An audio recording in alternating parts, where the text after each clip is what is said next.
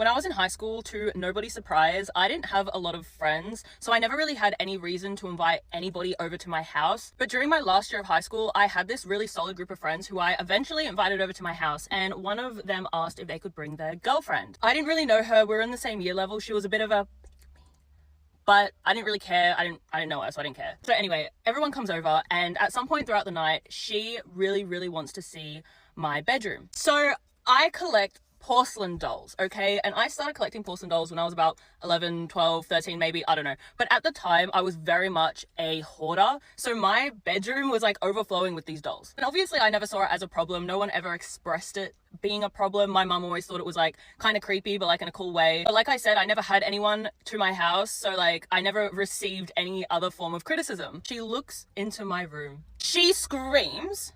Okay, that's not me being dramatic. She screams and then she runs back outside to her boyfriend, and she makes her boyfriend comfort her, as in like she sits in his lap and he has to like... And then for the rest of the night, she couldn't help herself but to continuously bring up the fact that I had these dolls in my room and how weird it was and how much of a creep I am and like how could anybody sleep in a room like that and blah blah blah. And then when we ended up going back inside at some point so everyone could like go home, she refused to walk inside because you had to walk past my closed bedroom door to leave the house. And so because she refused to walk through the house, she wanted me to walk her around the back and then open the gate so she could walk around the house.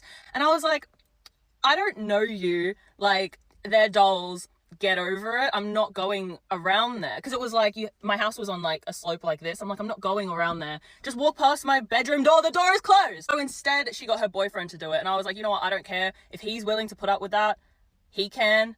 I'm not. Also, I don't know how she did this, but at some point throughout the night, she got a photo of my room.